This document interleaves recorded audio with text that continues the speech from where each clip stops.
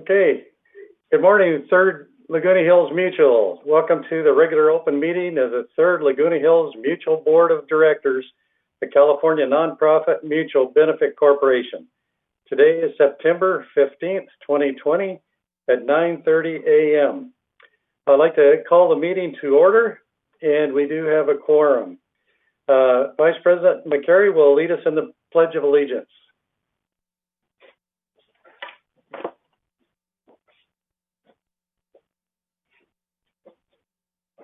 Thank you, President Parson. Will everybody please stand and join me in the Pledge of Allegiance? I pledge allegiance to the flag of the United States of America and to the republic for which it stands, one nation, under God, indivisible, with liberty and justice for all. Thank you.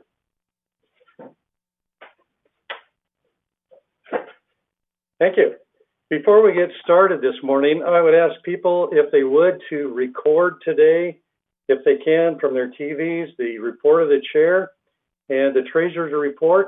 We have some things we want to bring to you that are special today, so you can use this for future reference. Okay, acknowledgement of the media will be at a distance this morning. And do I hear a motion to approve the agenda? So moved. A second? Second. Okay, any discussion? Lynn? I'd like to make an amendment, please. Okay. On page, item number 11A on page 19 of 20. Okay. Resolution. If you look at the sixth paragraph down, you'll see where it says United Board. Okay. Please change that to Third Laguna Hills Mutual. Okay. And that's it. Thank you. If everybody would make that as a note. Lynn, what was the page again? It's page 19 of 20. Correct. You're right. Okay. Can we consider that as Scrivener's error? You could. Okay. Is there any other discussion on the agenda? Okay, if not, then we'll consider it under unanimous consent unless there's any objections. Okay. Do I hear a motion to approve the minutes of August 18, 2020, regular open meeting?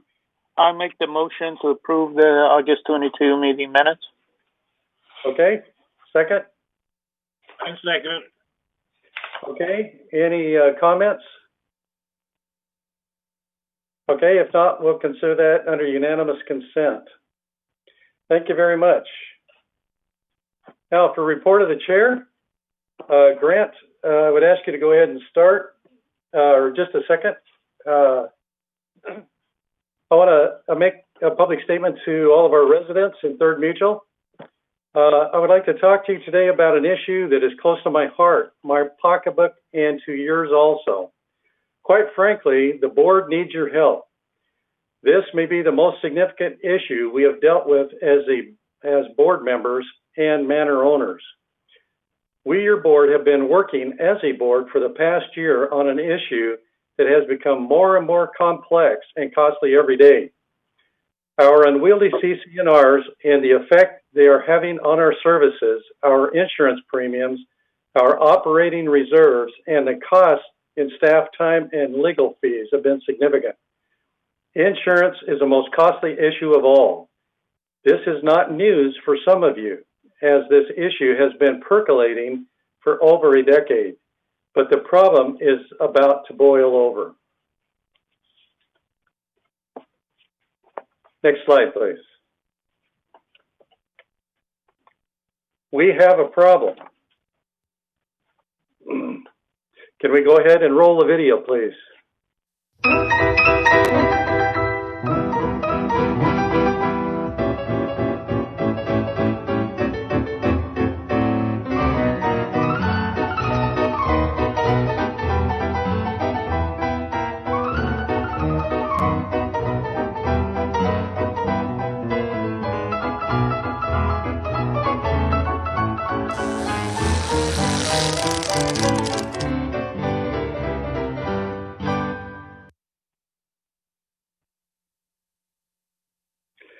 Thank you. Third Laguna Hills Mutual, we do have a major problem.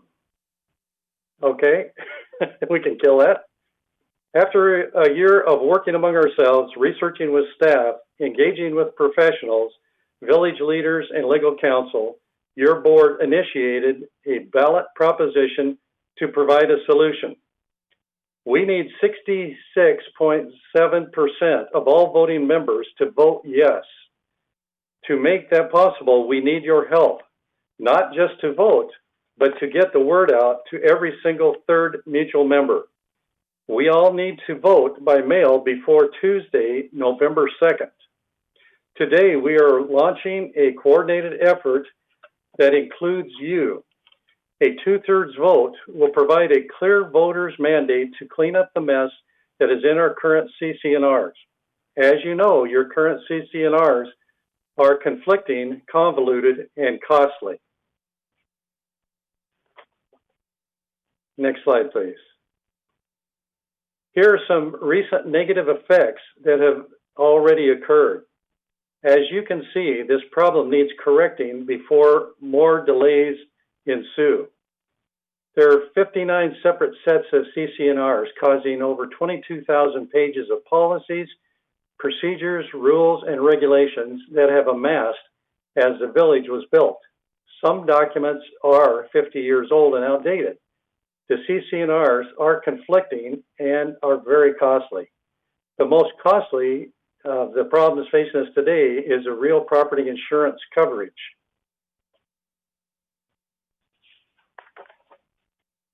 Next slide, please. In order to accomplish this, we must band together and hit the ground running.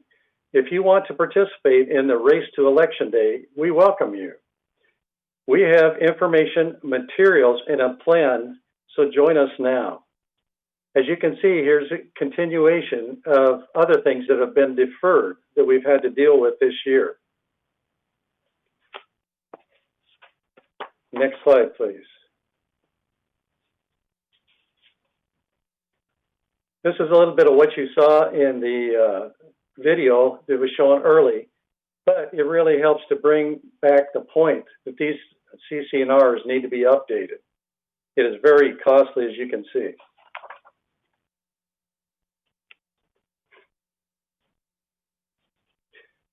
Next slide, please.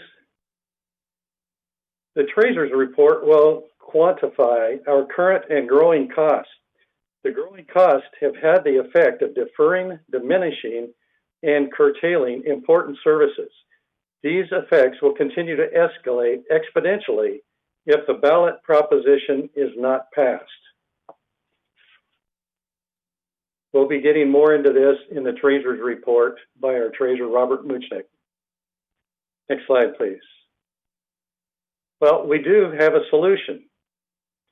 Your board has already reviewed, updated, and consolidated the current CC&Rs, but cannot adopt them without passage of the ballot proposition. We need your yes vote. Next slide, please.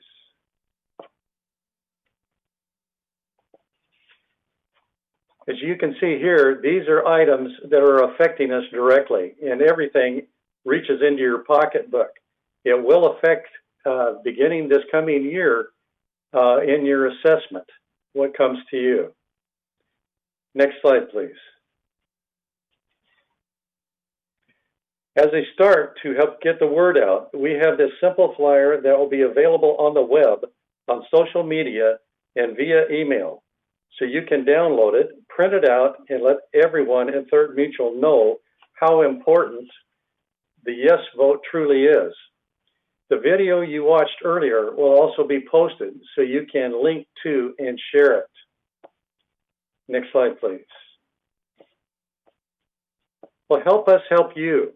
Sign up to Protect Third Mutual and our services. You can use the email nomessvoteyes@lagunawoodsvillage.com, or you can call or text 949-354-4199. let's vote and get out to vote. Together, let's contact each member of Third Mutual starting now. Thank you so much for your attention.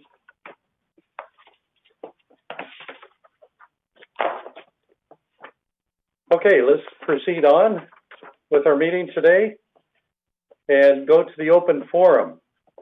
Do we have any speakers on the open forum, please? Good morning, President Parsons and esteemed members of the board. We have absolutely no comments at this time.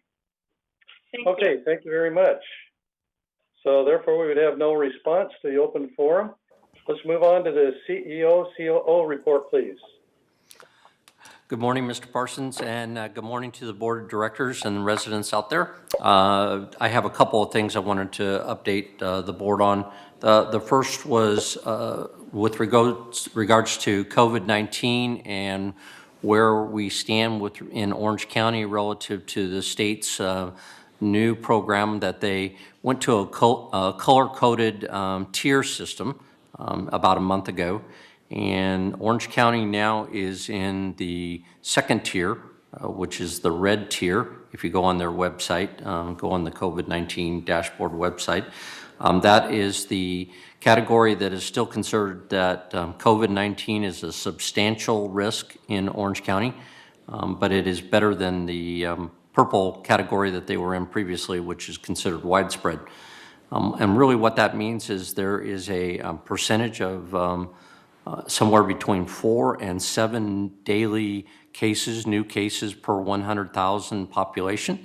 And right now, Orange County is averaging at 5.2. These categories are one in which once you go into a new category, which we just moved into the red category last week, Orange County will be required to stay in that category for 3 weeks.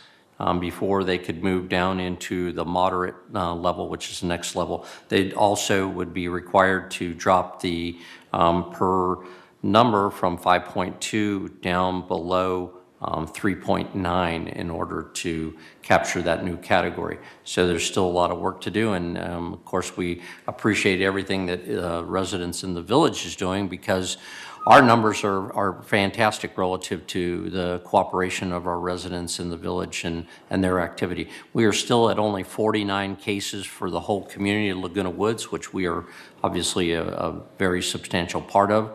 But within the community of Laguna Woods, we're still at 49 cases, unfortunately, but at a good number.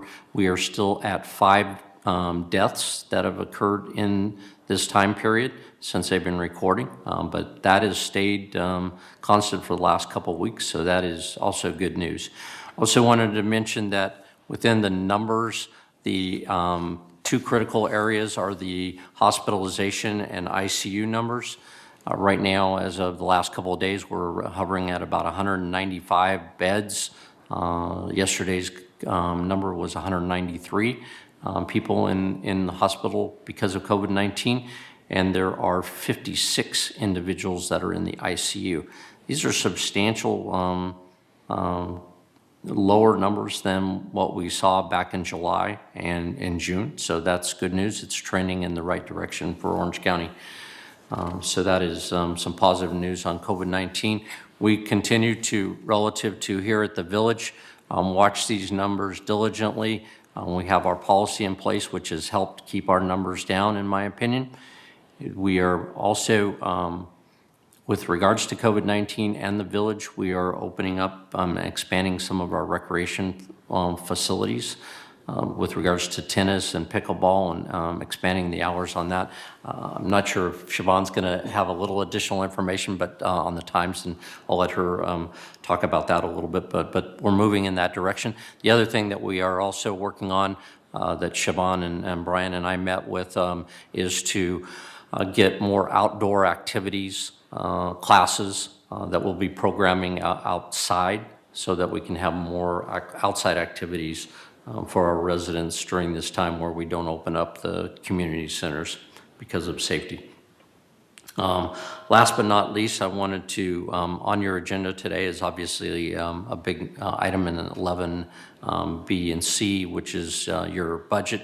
And I want to thank the board for their working with staff and appreciate all the efforts by the board members to give us good feedback when we went through version 1, version 2, and now on to this version. And I also want to thank all the staff that were involved with putting their budgets together and appreciate that. So with that, I'll turn it back to, I'll turn it over to Siobhan because I know she has a few updates. Thank you, Jeff. Honorable President, members of the board, I have a few announcements for you this morning, please. First off is the annual asphalt paving project is underway in our community. Third locations include cul-de-sacs 216 and 306, also Ray del Sol and Vista del Mundo. At the end of July, 30-day notice letters were mailed to residents in the specified areas. The contractor is also posting notices 2 weeks and 48 hours in advance of the start of pavement work. As Mr. Parker mentioned, we have recently expanded the hours for our racket sports. Tennis, paddle, tennis, and pickleball is now available from 7 a.m. to 9 p.m. daily, and we've also expanded the hours of lawn bowling to last until dusk. The online sports reservation system launched about 2 weeks ago. The system is called the Court System, and it can be used for swimming, paddle tennis, tennis, pickleball, reservations. And there are detailed instructions on the village website under the news tab if you need guidance on how to use the app and make your reservations. As a reminder, bulky item trash collection is available on the third Saturday of each month. The next collection date is this Saturday, September 19th. If you're interested in participating, please notify resident services prior to setting out your bulky items. And that telephone number is 949-597-4600. The bulky items must be set out either the night prior to collection or no later than 7 a.m. on collection day. And as a reminder, the in-home bulky item collection program is on hiatus during the pandemic. The 2020 census is ongoing. The Census Bureau has started in-person follow-up visits to those residents who have not responded to the 2020 census. The census takers have completed training on social distancing and safety protocols. They are required to wear face masks when conducting follow-up visits and have appropriate identification. Residents can still complete the census. They can do that online at 2020census.gov, by telephone at 844-330-2020, or by completing and mailing back the questionnaire they should have received in the springtime. Census help is available from the City of Laguna Woods. You can reach City Hall by emailing cityhall@cityoflagunawoods.org or by calling City Hall at 949-639-0500. Again, City Hall can help with any questions about the census. And as we move towards the November 3rd national election, the City of Laguna Woods is finalizing its agreements with the county to serve as a vote center and to feature a ballot drop-off box. The ballot drop-off box is expected to open on October 5th, and the vote center is expected to be open from October 30th through November 3rd. Additional information will be available soon. And that concludes my updates this morning. Thank you very much. Well, just wanted to add to this, so we appreciate the staff, especially Jeff Parker, Siobhan, and Eileen, and other key staff members that have brought recommendations to us as we have developed our business plan.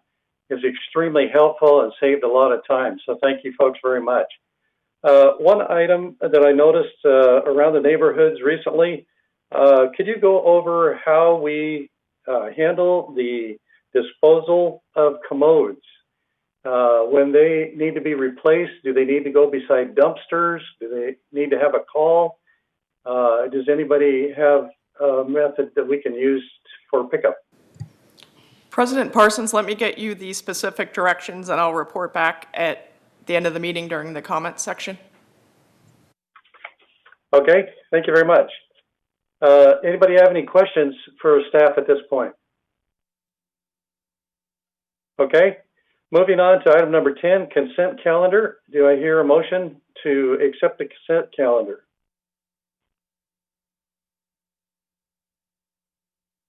Okay, Vice President McCary makes a motion. Is there a second? Okay, Director Jarrett? Okay, any comments on that? If not, we'll consider that as unanimous consent.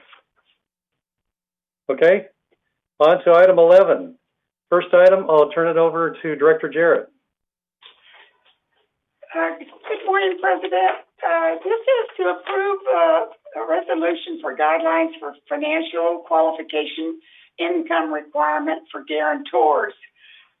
This resolution has now passed its 28-day notification review and is ready for a motion to approve. So do I hear a motion? Director Muchnick moves. Is there a second? Okay, Director McCary. Okay, discussion. Anyone have any comments they want to bring forward on this? Okay, unless there's any objection, we'll consider this under unanimous consent. Okay, for items B and C, I'd like to turn this over to our treasurer, Director Muchnick. Thank you, Director Parsons. Appreciate it. I'd like to get a motion to approve the business plan for 2021, and then once we have that motion on the floor, I'll share some slides with everyone to walk people through what's actually in the business plan. So can I get a motion, please? I'll make the motion. Okay. Second. Lynn Jarrett, Steve Parsons makes the motion. Lynn Jarrett seconds.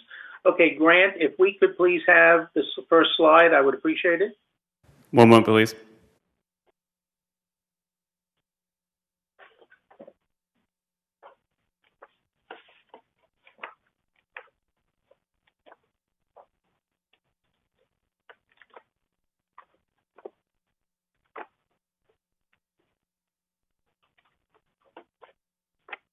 First slide that you're going to see once it's up on the screen is the business plan for 2021. Okay, that's it.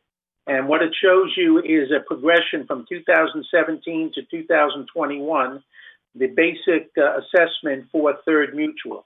You'll see in the next slide what the assessment is with what we have to also give to GRF. So at this point, if you go back to the first slide, please. I apologize, that's my mistake. Thank you, Grant. The current assessment for this year has been $446.62. The assessment for next year will be $466.62, showing an increase of $20 per manor per month for our increased assessment. You need to understand, as President Parsons pointed out so nicely in his presentation regarding the CC&Rs and the bylaws, that the biggest increase we're facing is in insurance. And when we started the business plan process this year, iteration number 1 of our business plan, we had a $44 per manor per month increase, and that was because of insurance. Our insurance is going up dramatically. I'll talk more about that in the finance report, but that's what the major driving factor behind the per manor per month increase this year. And with the fine work of Betty Parker and her staff and other people at VMS, we were able to get that assessment down to $20 per manor per month. And as you see in the next couple of slides, you'll see where some of that information and some of that increase comes from. So Grant, if you go to the next slide. Okay, this shows the per manor per month increase assessments from 2017 through what's proposed for 2021 and will be adopted as of today. So the per manor per month this year will be $672.22. Okay, the next slide, Grant, please. All righty, this shows you where the actual breakdown is for us in terms of our increased expenses. And you'll see that the total expense, $11.63 increase for 2021. And our reserve contributions are increasing by $9.52. So we wind up with a total basic assessment of increase of $20 per manor per month, for a total of $672.22. All right. And the last slide related to this has to do with the surcharges specific to those folks who are living in garden villas and have common laundry facilities as well as elevators. Okay. Their assessment actually is going down by $1.28 per manor per month. It'll be for next year $21.38 per manor per month. And that gives you just a basic overview of the charges for assessment for 2021. Okay. Any discussion by members of the board? Hearing none, I'd ask for a vote on the motion to approve our business plan for 2021. We have the motion on the floor. All those in favor signify by raising their hand. Thank you. All those opposed? We need Reese's input, long distance here. Thank you, Reza. Yes. Okay. Looks like it's unanimous consent, so we'll move on then. Thank you. To the third reserve fund planning. Okay. In terms of the third reserve fund, you saw on the last slide that we had, there was going, not the last slide, the second to last slide that we had, there was going to be a $9.52 increase per manor per month for our reserve fund to keep us whole in that process and reach our goal down the road in terms of what we want to have in reserves to protect Third Mutual. So can I get a motion to approve the reserve funding plan, please? I see Annie moves. Can I get a second? I see Ralph's hand up for a second. Thank you. All right. Can I get a raise of hands to approve the motion to have our third reserve funding plan? Everybody raise their hand in favor? Yeah. Oh, okay. All right. Reza, are you in favor? I said yes, I think. Okay, thank you. Then we'll consider that by unanimous consent, and we'll move on. Turn it back over to you, Mr. President. Okay, thank you very much. Our CFO, Betty Parker's in here with us. Betty, do you want to make any comments? It's probably the fastest we've gone through this. Yeah, that might seem fast for anybody watching for the first time. So I'll just remind the viewing audience that the board has spent much of the year reviewing this budget and going through a very tedious process of analyzing and meeting and reviewing proposals and providing feedback for staff. And so I just want to thank everybody for the directions they've given. It's been a very productive and helpful format, and the insurance is still ongoing. We're going to find a better time to renew our insurance next year so that it's not happening at the same time we're approving budgets and at the same time that our state is having wildfires, right? It's just not a good time of year as shown this year and last year. So we'll look for a new renewal date. But just want to thank the board. This has been months and months of work, and we appreciate all of your efforts. Yeah, I might remind the audience that at the same time this is going on, we were going through updating our bylaws in CC&Rs, and we had some other projects we were working on at the same time. So between staff and board, we're talking hundreds and hundreds and hundreds of hours that was put in to make everything come forward to this point. So Betty was involved in a lot of this. Of course, Jeff and Siobhan and Eileen were also. And we thank our VMS advisors that we appointed to the VMS board. They came in on this too, as well as some other key people in the community. So thanks so much to everybody for your hard work to this point. We have a little bit more to do to get through the 3rd of November, but working together we can do that. And once again, thanks to everyone. Okay, let's go into new business, item 12. And I'll turn item 12A over to Director Jarrett.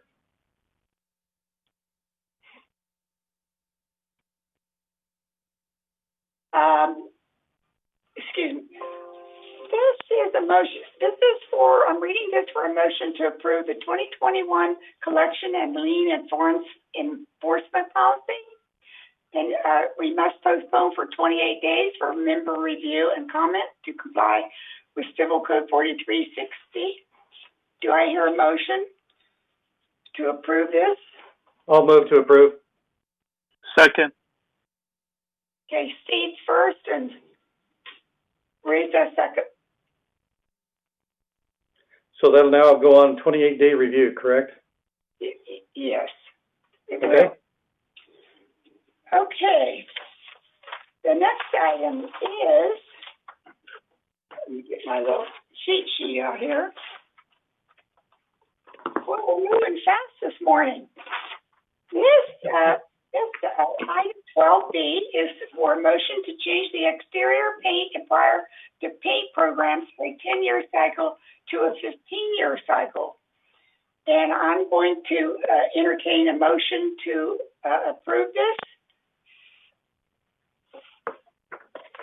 Director Muchnick has his hand up.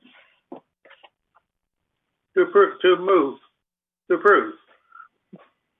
Second. Discussion? Yes. Yeah, I wanted you to discuss it, Robert. Thank you. Director Jarrett, if I could take Yes. a moment to acquaint the membership with the thought process behind this. First of all, I want to send out a very special thank you to Ernesto Munez, who is a staff member for VMS, director of the maintenance and construction area. He was able to meet with the paint supplier and negotiate that the 10-year warranty that we have on our paint be extended to a 15-year warranty at no additional cost to the mutual. This results in a potential tremendous savings.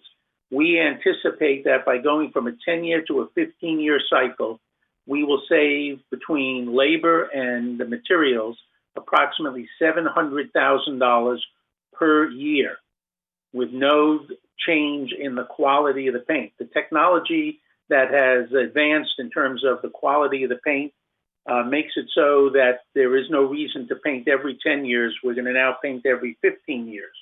And along with that, I want to also share that there were, when we went to the 10-year paint cycle, there were 99 buildings in Third Mutual that had been passed over and had not been painted. And we will now put them at the head of the list and paint them first, beginning in 2021. And that's it. Okay, great.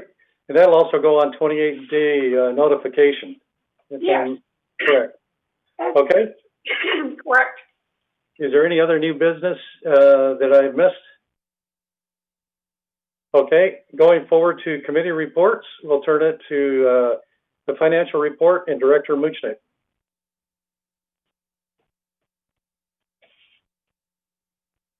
Thank you, President Parsons. Grant, we hopefully have some slides for this. Yep, I'll put them up. Thank you, sir. All right, folks, this is my second report to you as your treasurer. This month, I'd like to present some of our financial data a little differently than you're used to seeing. In fact, it's different from the slides. For those of you who have copies of the agenda packet, these slides that'll be presented today are different from what you have in your packet. And the reason that they're different is I've decided that I wanted to try to provide you with a little bit different kinds of information than what you've seen on a month-to-month basis. I've compared where we are as of the end of July and where we were at the end of June. I'm doing this so that you have a perspective on how things are changing from month to month. If we could go to the first slide. Please keep in mind that all of the financial data that you are seeing today is from the 31st of July. Given that it's already September 15th, much of what you are seeing has already changed. But at least you can get a sense of trends that Third Mutual is experiencing. The slide that you have before you now provides you with a view of income as of the 30th of June and the 31st of July. In the red bars are where we were at the end of June. The green bars represent where we are at the end of July 31st. From June 30th to July 31st, the Third Mutual saw an additional assessment revenue in the amount of $2,763,000. The table shows that Third went from $16,583,000 at the end of June to 1 month later, the revenue was at $19,345,000. So this gives you a perspective of the differences. All right.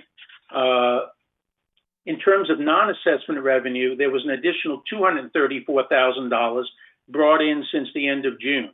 This created a total revenue of $21 million by the end of July, meaning that an additional revenue of $2,997,000 since the end of June. Expenses also increased during this time period by an additional $3,198,000, leaving Third Mutual with a net revenue of $3,527,000, which is $201,000 less in net revenue for the past 31 days.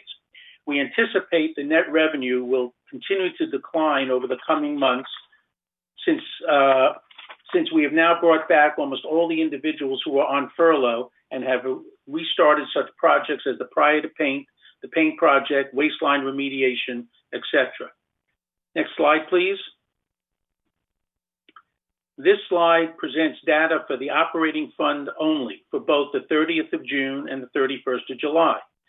Again, the June data is in red and the July data is in green.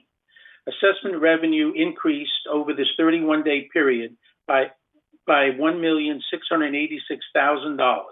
Non-assessment revenue increased by $114,000 for a total revenue increase for the last 31 days of $1,800,000. During the same period, Third expenses increased by $1,846,000. This reduced the surplus $46,000 so that we have at the end of July period $584,000 in surplus. As indicated earlier, we anticipate expenses to increase in part because of the return of furloughed staff and the restart of projects. This also means that outside services, which were either curtailed or reduced, will see an uptick over the next few months, which will mean increased expenses. Next slide, please. This slide compares our revenues and expenses to what was actually budgeted. As can be seen from the slide, actual and budgeted assessment revenue was, as one would expect, the same. In terms of non-assessment revenue, Third Mutual has had more revenue for the month of July than we had anticipated or budgeted. This is a good thing for us.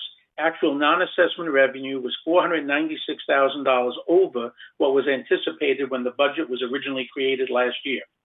Expenses for the month of July were less than budgeted, leaving a variance of actual revenue minus expenses versus what was budgeted of a plus $5,315,000. Again, do not think that this positive variance is one that Third Mutual can maintain. Now that we're back at full force in terms of projects, personnel, and outside services, this variance will decline as the year progresses. Slide 5, please. This slide provides you with a picture of select budget items and the current variance associated with each. You'll also have the opportunity to see how each of these variances compares to the variance for each category at the end of June. The green bars represent the variances at the end of June. The gold bars represent the dollar amount of variance for each category at the end of July.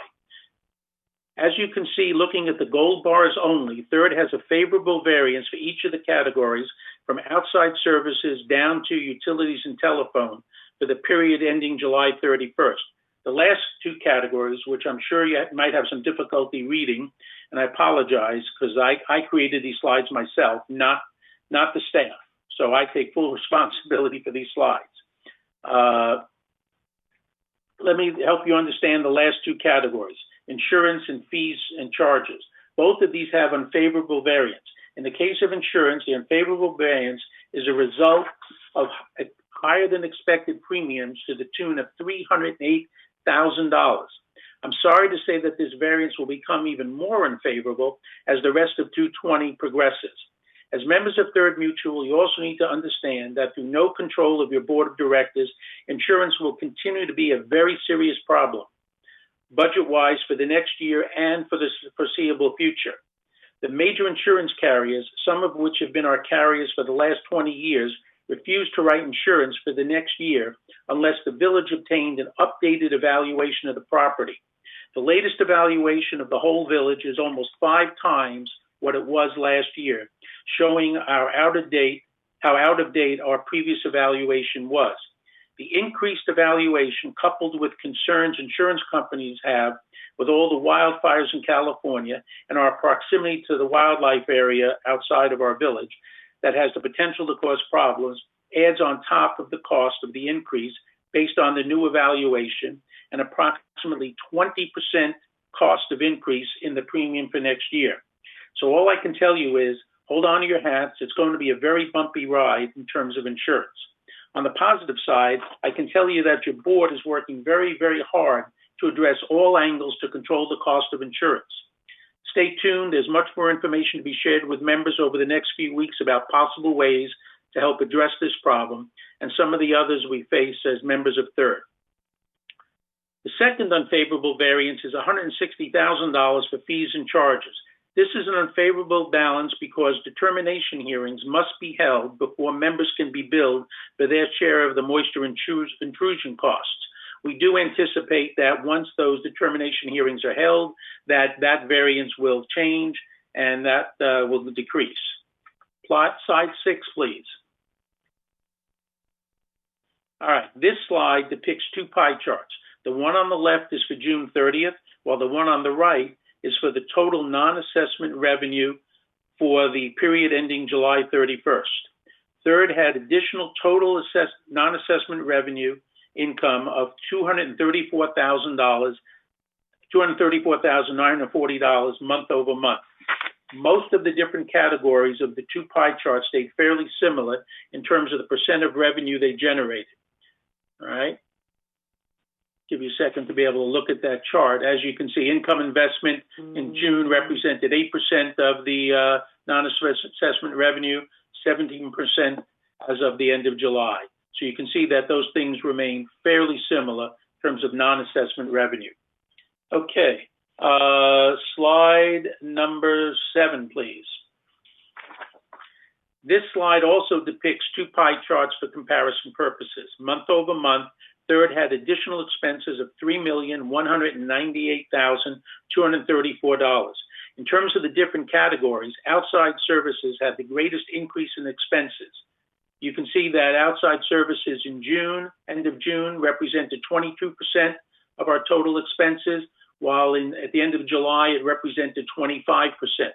So that was one of the areas where you had the highest percent of change, okay?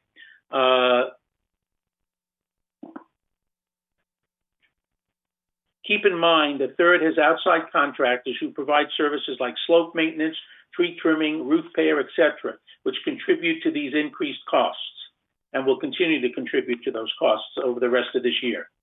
Next slide, Grant, please.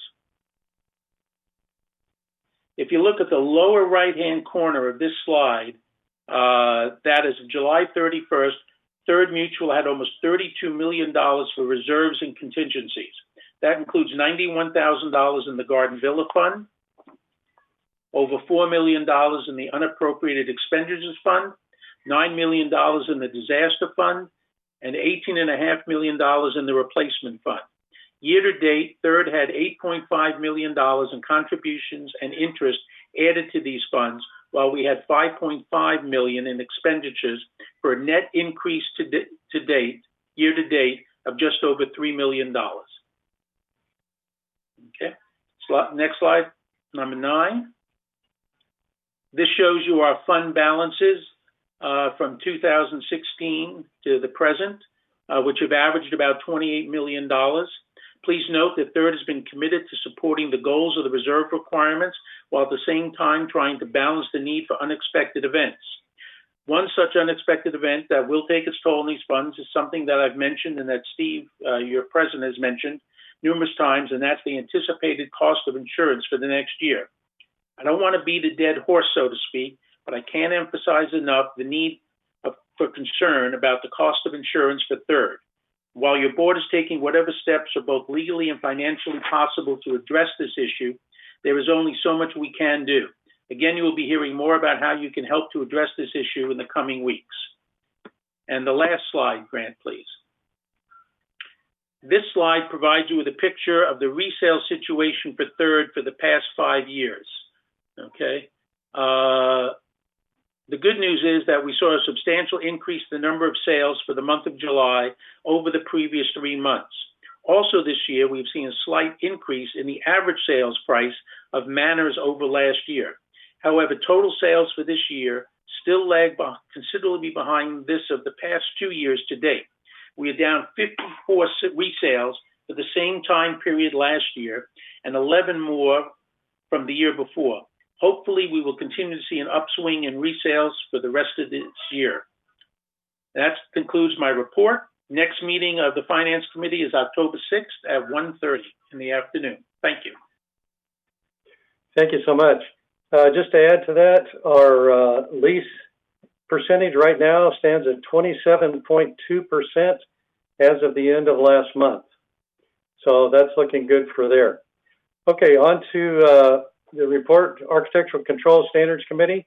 We met on July 27th, and our next meeting will be September 28th, 2020 at 9:30 a.m., and it will be a virtual meeting.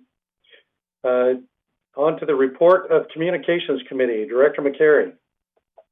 Thank you, President Parson. The Communication Committee has not met this year. However, we do have a meeting scheduled for October 14th, 2020 at 1:30 p.m., and that meeting will be virtual.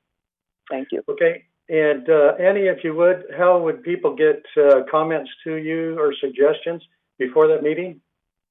They can either email me or send the comments directly to the general manager's office, and they will get those emails to me, either Cheryl Silver or Becky Jackson.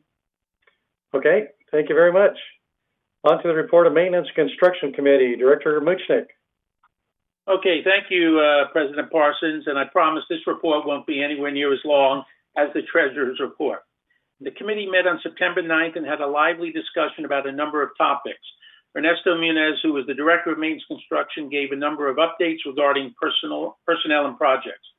Ernesto was pleased to report that Third is now going full tilt on all programs such as paving, concrete work, and our epoxy lining program.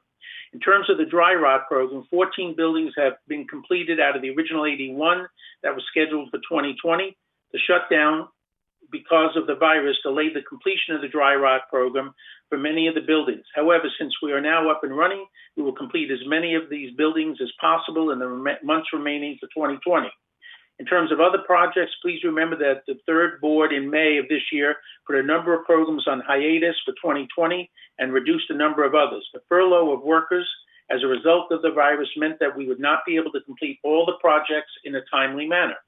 Also, with the looming insurance costs on the horizon for the remainder of this year, and certainly next year, the Third Board was looking for a way to be able to redirect funds without impacting the overall integrity, look, and use of Third property. To refresh your memory, back in May, Third Board put these following programs either on hiatus or reduced them. We stopped the building addresses program. That was $30,000. We reduced the parapet and stucco wall repair project by $180,000. We reduced the energy projects by $10,000. Golf cart parking and striping was reduced $50,000. Epoxy waistline remediation, $250,000. Elevator replacement was put on hold for this year. That saved us $255,000. Building structures were reduced by $150,000. The prior to paint, $600,000, and the exterior paint, $750,000. Therefore, we put aside $2,275,000. Part of that is going to be used to help pay some of the difference in insurance that the Third Mutual is going to pick up instead of passing that on to the members as a monthly assessment. And as you know from earlier in today's meeting, the M&C Committee moved to amend the resolution to extend the exterior paint and prior to paint program cycle to 15 years, and that's on 28-day notice. And I already discussed with you that the 99 buildings that were passed over in 2006, when we went to a 10-year cycle, will now be put at the front of the list. And that's all I really have to say at this point. Thank you. Thank you very much. Next meeting is scheduled for November 2nd at 1:30. Okay. To the Parking and Golf Court Task Force, we haven't had a meeting. Because of the ballot proposition that's come forward, it's been consuming an inordinate amount of time. So I'm putting on hold everything there until the beginning of 2021. Topics are already coming in that we need to work on. So stand by for news on that. Garden Villa Rec Room Subcommittee, Director Jarrett, please. Yes, thank you, President Parsons. The subcommittee last met in February. The rec rooms were closed due to the pandemic, and all repair work was stopped when the staff went on furlough. Now they're back to work full-time, making all the necessary repairs. So we're going to have our next meeting on October the 5th at 1:30, at which time we'll get an update on the work and see where we are on the budget. In the meantime, rec rooms, like clubhouses, are closed until further notice. Okay. Would you like to continue on with your Landscape Committee report? Okay, I'll do that. Landscape, it's been a prolific summer with all the trees and the plants in the village growing so much faster than landscaping can keep up with it all. But they're certainly giving it a good try with the current stats and the budget that they have. At our last meeting, Kurt Riemann, the landscape director, explained the edging methodology, which has caused an uproar lately. Grant, can I have the first slide, please? Yes, one moment.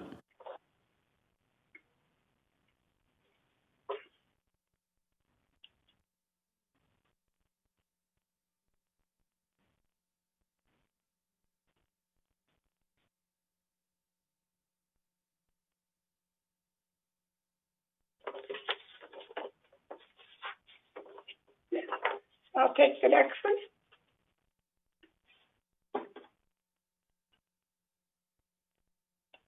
Next slide, please.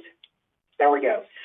Okay, Mr. Weeman, our landscape director, explained the edging methodology, which has caused an uproar lately in our community because people don't understand it. So we're going to try to show and explain it a little bit today.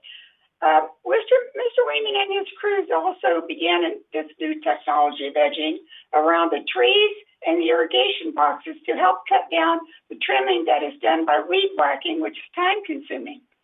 You can see some irrigation boxes here for some time now. The crews are working their way around third to spray a non-toxic chemical around the trees, shrubs, and boxes. As you can see in this, you have the before spray. You have the before spray over here at the top. You see on the top left-hand box, they sprayed and they made a wide swath, particularly on this box. Some of the crew members, when were new to this, having to spray these chemicals and make it like an art piece, they made it a little wider than they should have. But then they learned, and then they cut back, and they're making them smaller now. And then after about 7 or 14 days, that yellow grass dies. And when it dies, they go in there and they trim it back. And this eventually leaves a clean edge with a lot fewer labor hours involved. So the crews are getting better. And if you can believe this, we have 52 miles of edging that needs to be done here. Next slide, please. Okay, we have another small landscape modernization project going on. Well, actually, it's finished now. So, you know how we're trying to get rid of the turf, reduce the high cost of maintenance of the grass and the water. And over here on the left in slide 1, you can see where they started with the turf. and then they killed it off in side 2. You can see where they let the grass die off. They cut it way down, let it die off. And in sides 3 and 4, you can see where they planted it. And it's really, really very nice looking. This area is in cul-de-sac 343 over there off of Bahia Blanca.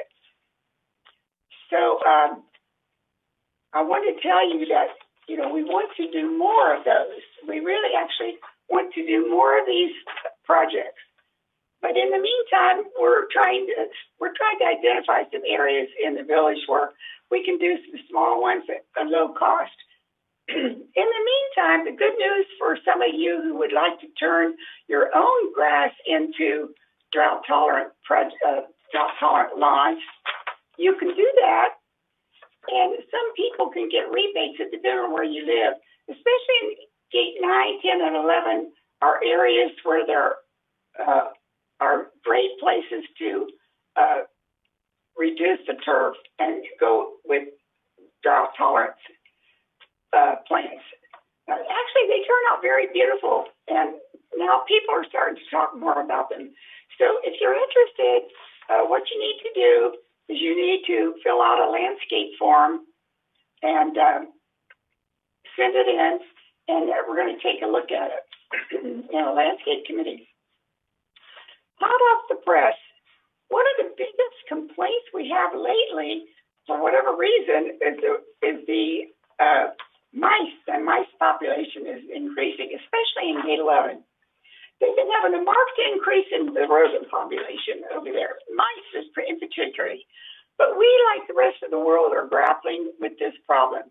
Mr. Weeman's staff has been testing a new product for rat and mice control. He stated that the project is very expensive, the product is very expensive, and therefore we're only doing a pilot project right now to see how it works.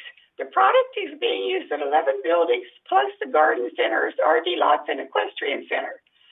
It's just testing, we're just testing right now. The product requires 60 to 90 days to become effective, as it needs to work through several gestation periods to have an effect on the birth rates. Rats are typically suspicious creatures, and it takes them a while to warm up to a new product, just like a cat. He also stated that the first time through, they did not take any of the products, but they are now having some effectiveness in them taking the bait. So there are still some areas that are not, some of those boxes are totally untouched. So it's going to take a while. This product is new to the market and virtually untested in the field with an operation the size of ours. It performed well in the lab studies, but we all know that always doesn't translate to the field. We're still working with the manufacturer to get the most out of the product, and their manufacturer is flying out this week to see Mr. Weeman and discuss this product. Even if it doesn't turn out to be an effective product with the size of our property, it will take some time to have an effect on all of the rest. I said, even if it does turn out to be an effective product, it will take time. So let's make sure that we realize that. On another note, Mr. Weeman reorganized the landscape department recently, and that is working very well with the new managers being enthusiastic and full of ideas. Our next landscape meeting will be held on October 1 at 9:30 virtually. Thank you. Thank you very much. On to the report of the Water Subcommittee. Director Karimi, have we heard anything about rate increases?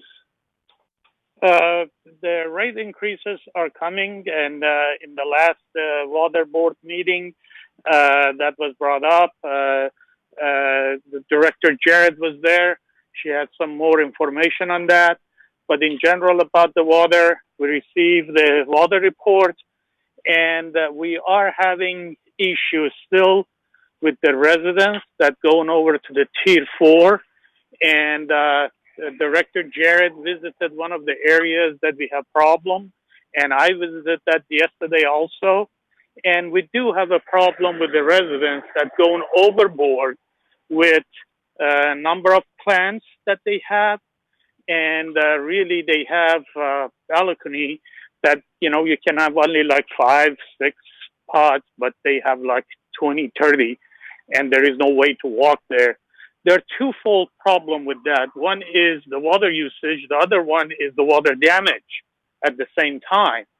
So please, please remember these things. This is our community. We're going to take care of it ourselves.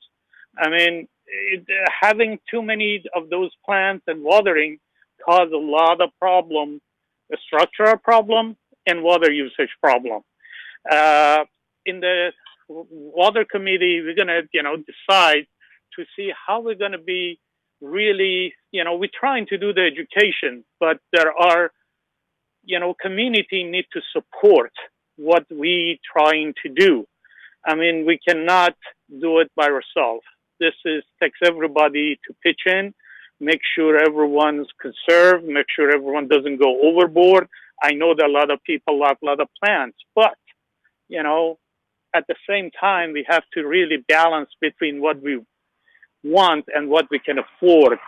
So please, please remember those things when you have too many plants in a balcony that might, have that water damage that causes the problem for the maintenance and for water usage.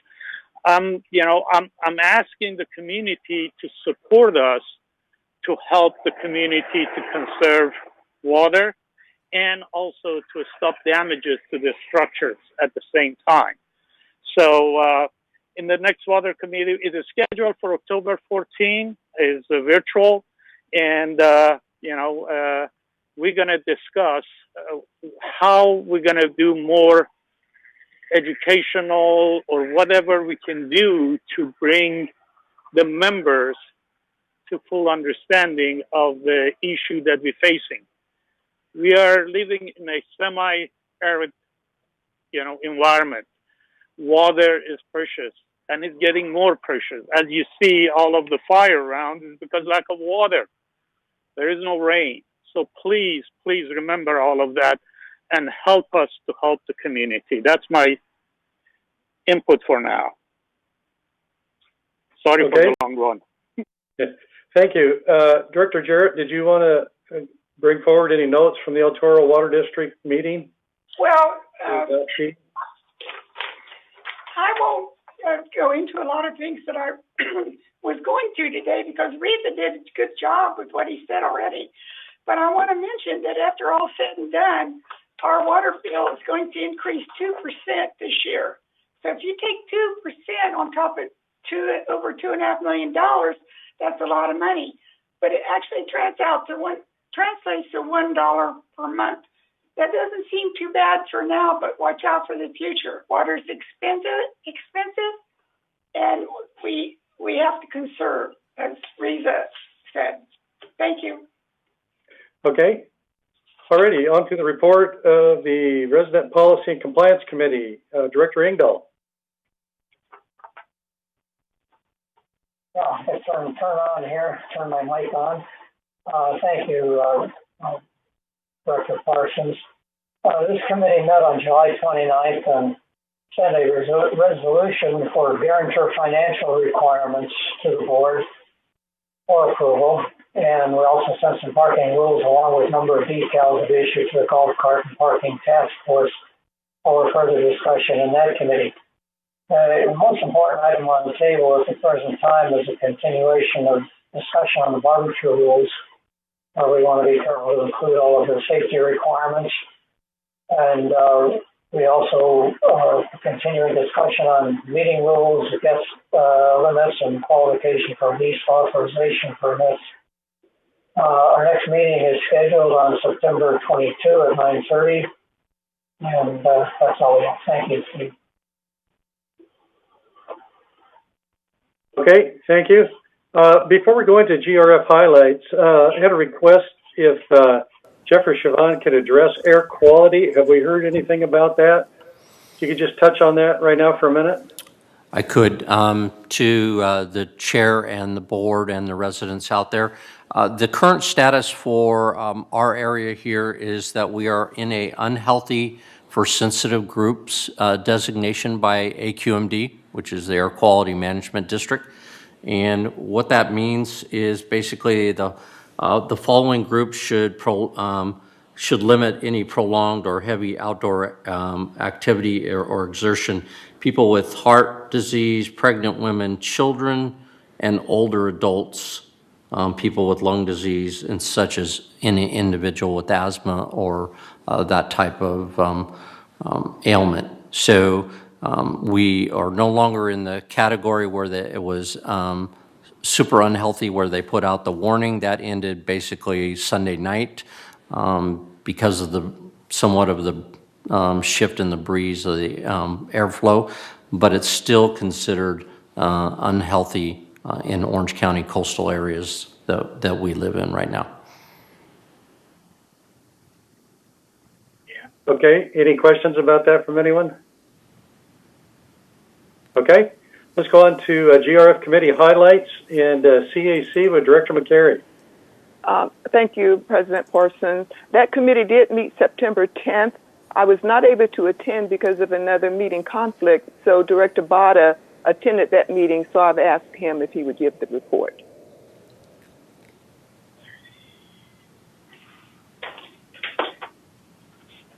Okay, go ahead, Kush. One moment. I was kind of...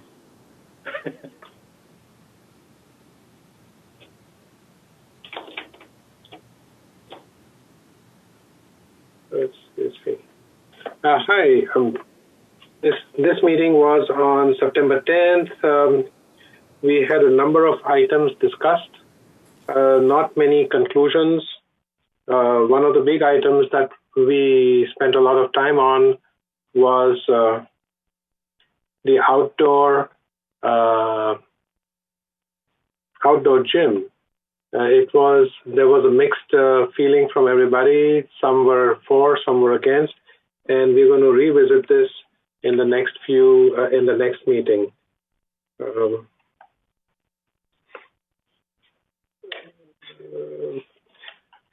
Annie,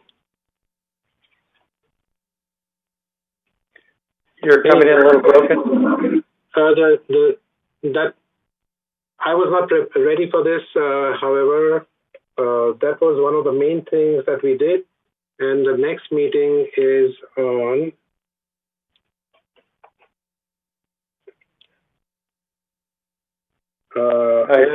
October 8th?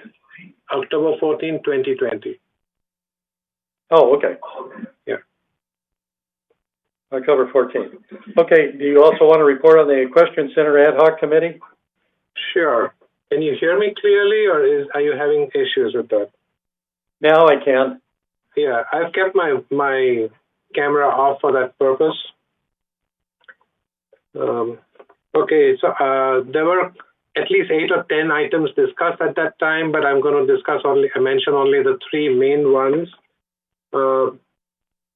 Equestrian Center is going to get a new supervisor, and that person is expected to start work on October 1st. The other item was 3 of our GRF horses are now going to be retired. 2 have already found a spot at a place called Sunny Oasis, and they soon will be shifted over there. One is they're still going to look for the relocation of the 3rd horse. One of the main other items in discussion was the horse manure that we collect, and item in discussion is that we've asked the landscape director to see if we can implement that manure with our mulch to provide a better quality manure for our landscape department. And he's working with the county licensing so that we are approved to do that stuff. This will create a good amount of savings for the Equestrian Center with the waste management that we spend a substantial amount of money. The third, those were the top 3 items in discussion this time. Anyway, the next meeting for the Equestrian Center is, where is it? AQ maintenance construction. I'm sorry, I cannot locate that item. Okay, I have show it September 23rd at 9 a.m. as a virtual meeting. September 22nd, that's what it says in mine. Oh, the 22nd? Yeah. Okay. At 9:30 a.m. Okay. Let's go on to the GRF Finance Committee, Director Muchnick. Most of the time for the GRF Finance Committee was spent in dealing with the issue of insurance. John Pearlstone, who's the chair of that Finance Committee, has been working to look at alternative options related to insurance. Next meeting of the GRF Finance Committee is October 21st. Okay. May I make a comment, please? Somebody have a comment? Oh, John Franco, go ahead. Yes. On the Community Activities Committee, I attended at Annie's place, and the controversial issue there was the proposal to move some of the equipment out of the gyms outside.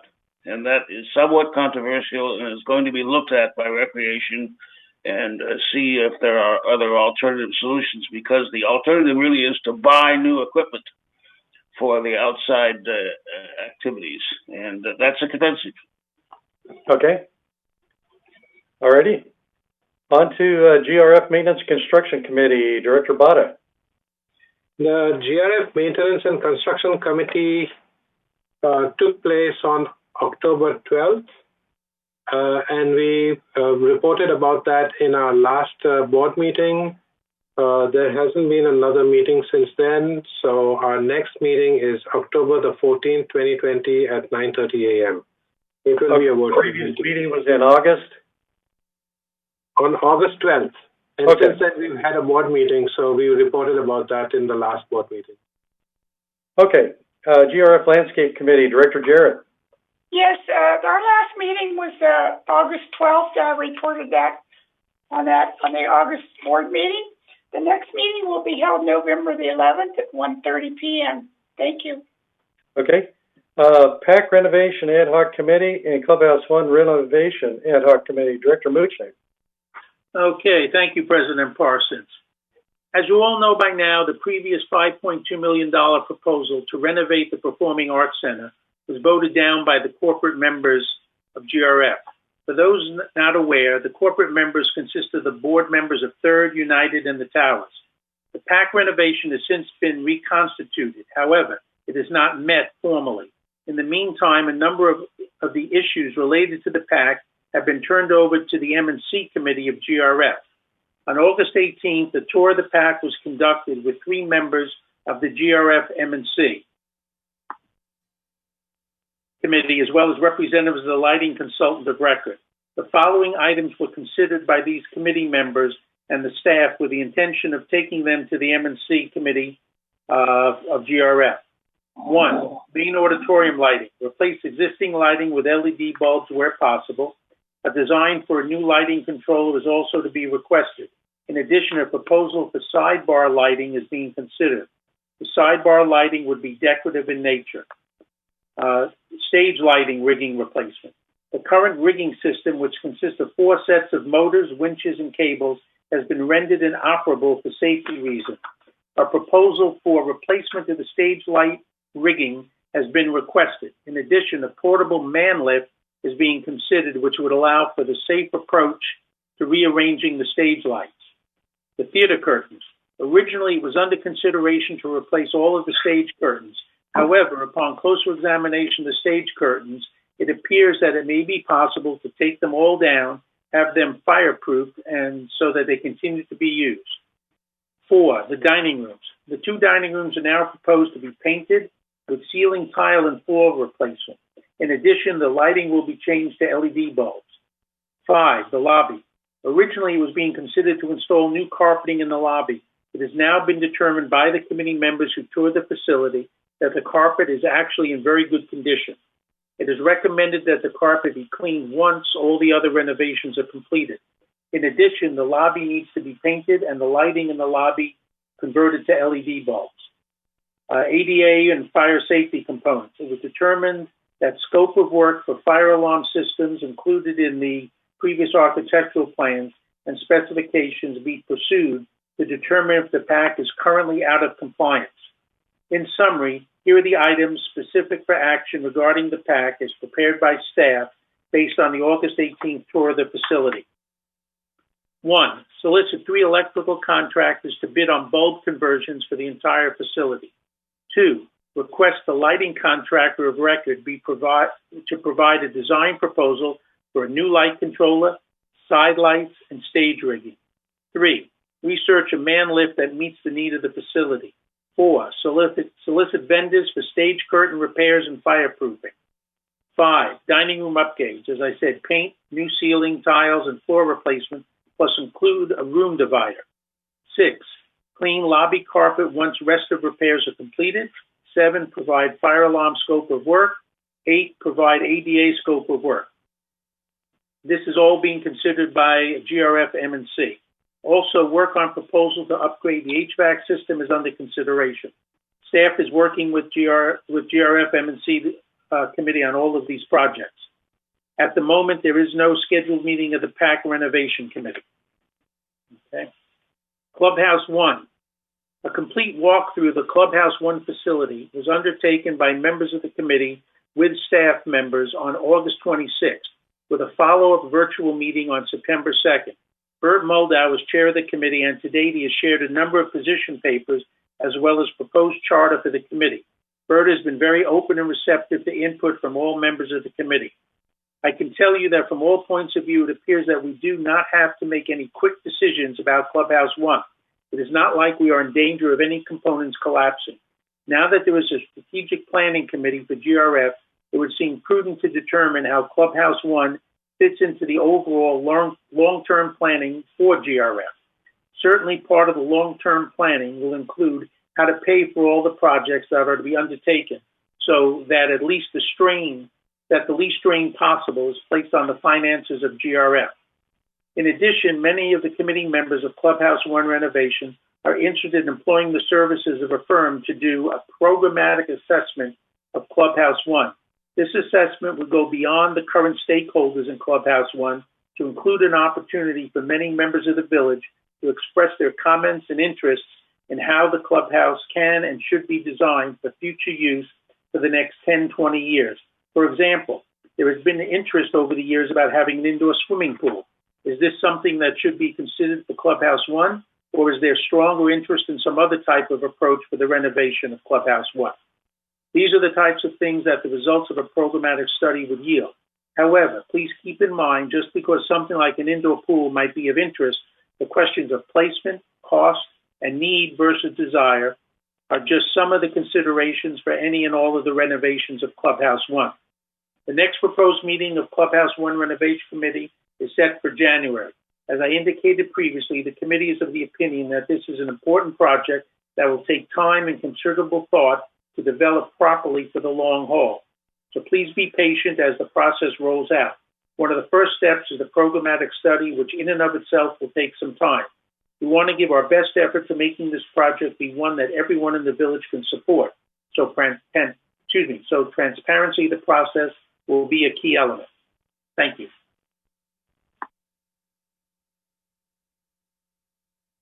Thank you very much for that update. On to Media and Communications, Director McCary. Thank you, President Parson. The Media and Communications Committee did meet last month, August 17th.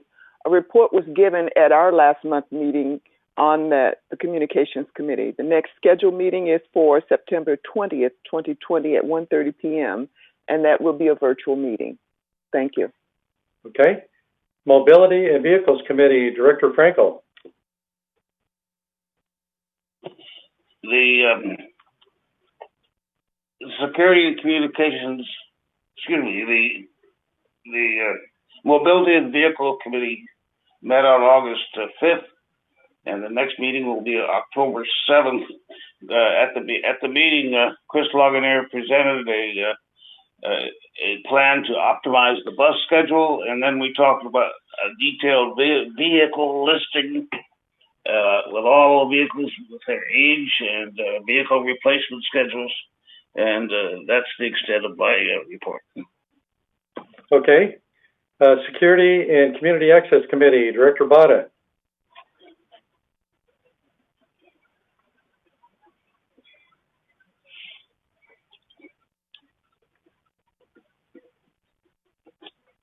President Parsons, I don't have anything to report for this meeting. Okay.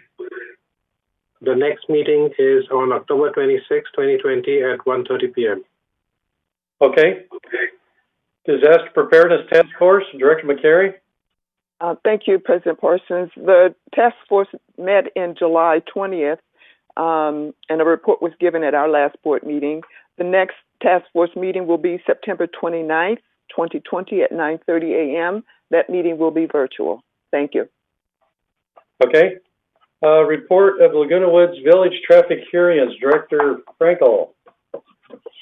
The traffic hearing will be held again tomorrow. We meet on a monthly basis.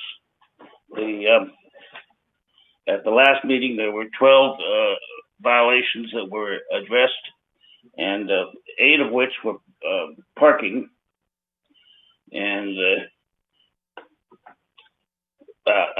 6 were parking, 2 were vehicle registration, 2 were speeding, and 2 were vehicle storage.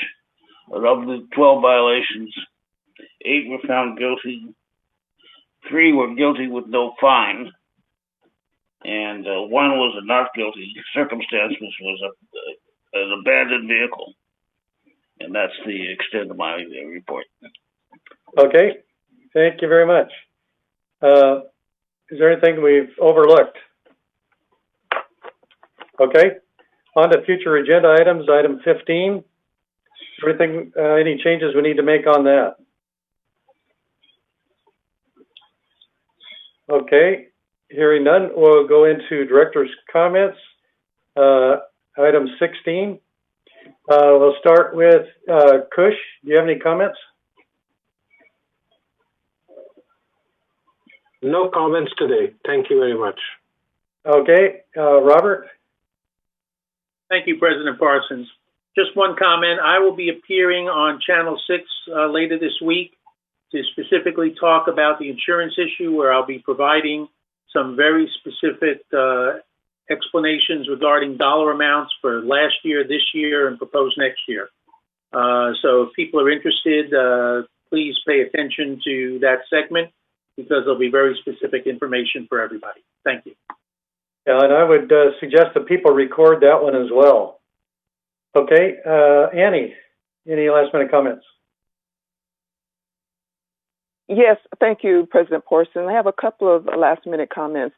The first one is I wanted to thank the board for all the support, and for the residents out there. I have been involved with what I consider the most important task that I've taken on since my time being on the board. And that has been working with our board, with the bylaws and the CCRs and our insurance.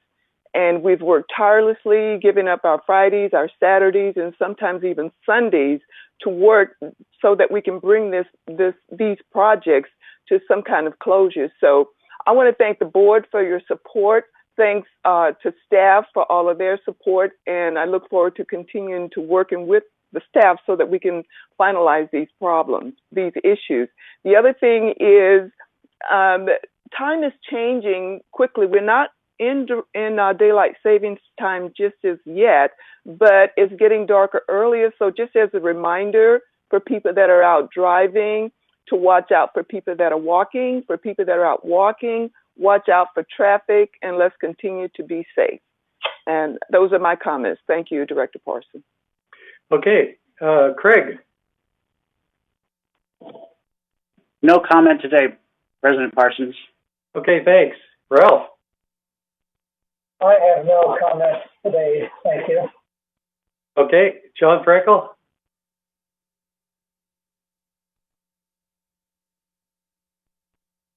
I have no comment, but Steve, you want to discuss the status of the election and the 5 members that were elected by acclamation?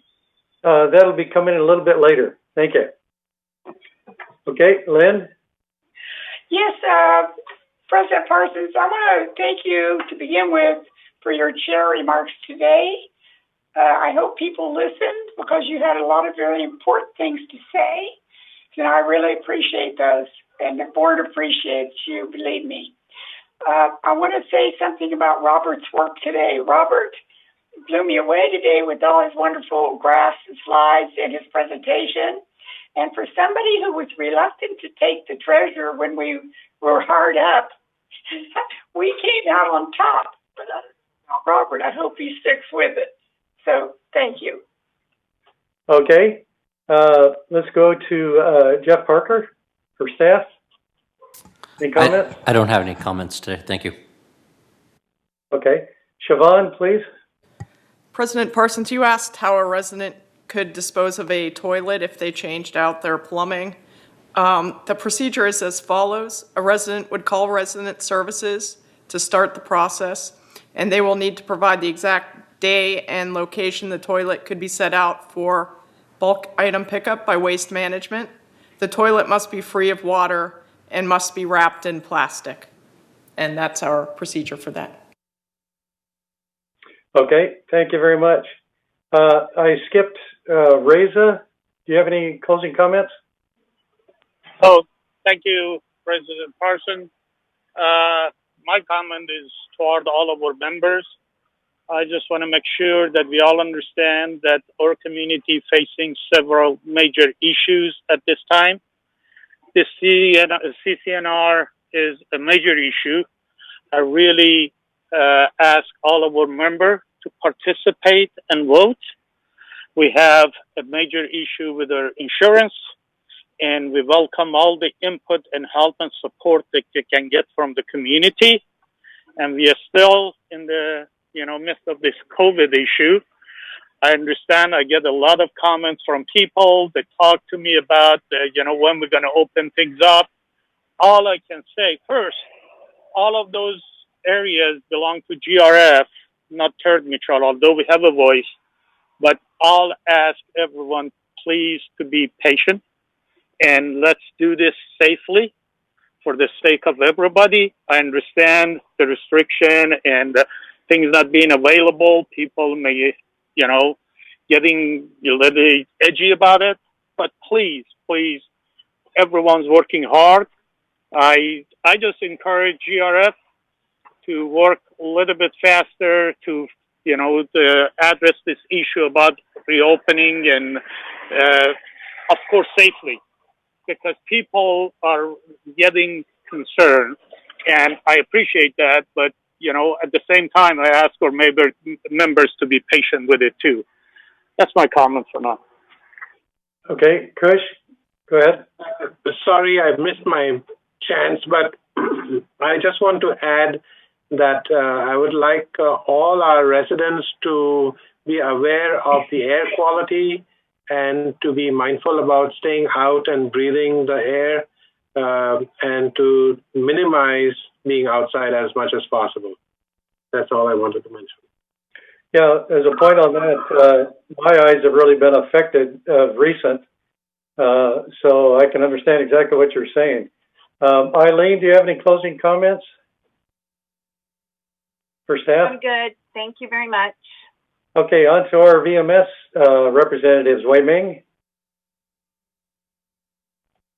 No comment. Thank you. Okay, Rosemarie?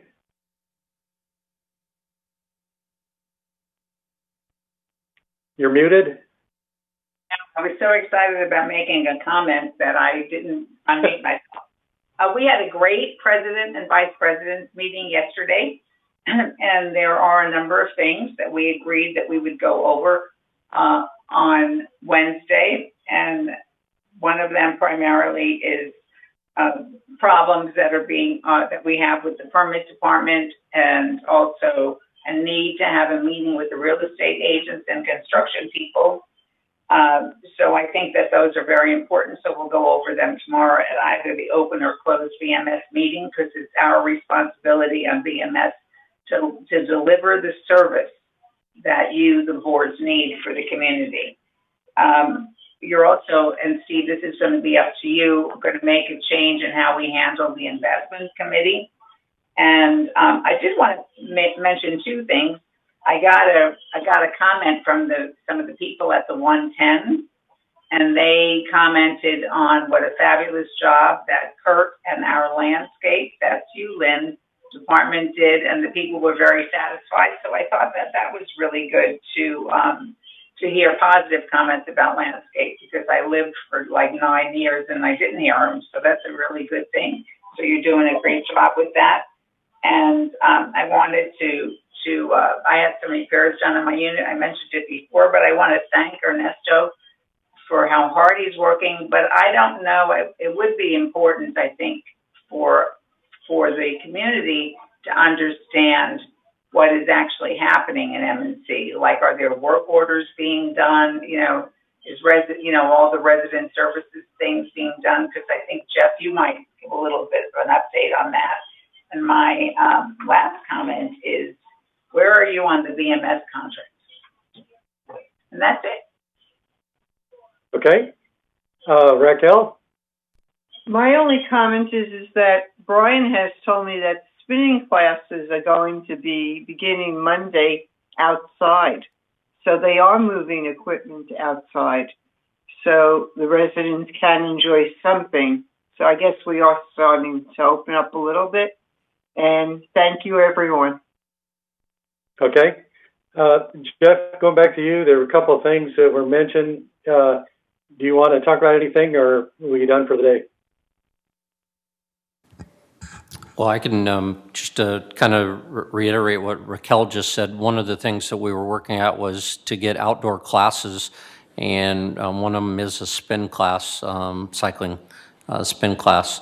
We are also looking at whether or not there's any other equipment that could move out, but we're focusing on classes that can, like yoga with chairs, hula hoop. We have a hula class.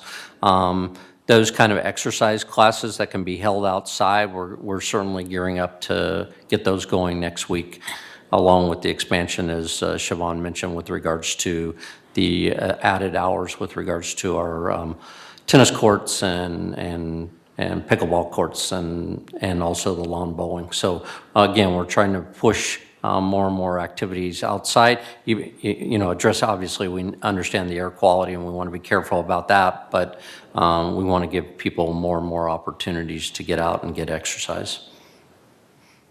Okay, thank you. Just to go back to one of Rosemary's comment on the VMS contract, I personally am waiting on GRF for their comments, then we can move forward. I heard that United is going to go ahead and submit theirs, I believe, this week. So stand by for more information on that. Well, we thank everybody for tuning in today. And like I said, please, when you hear of new things that are going to come out dealing with the issues we need you to vote on by November 2nd, please tape those so you can go back and look at them, and it'll give you detailed information on what's coming. You'll see other things through TV, through the crawlers on there, through the Globe and other media. So please stay tuned, because it does affect every owner in Third Mutual, and we do request your help in moving this program forward. Once again, thanks for everything that everybody's doing. Everybody's been working so hard. Thank you for that. And at this time, we'll go ahead and be in recess until 11:15. Then we'll start our closed session, and Director McCary will be the chair of that session. So thank you so much, folks, and we'll see you next time. Bye-bye.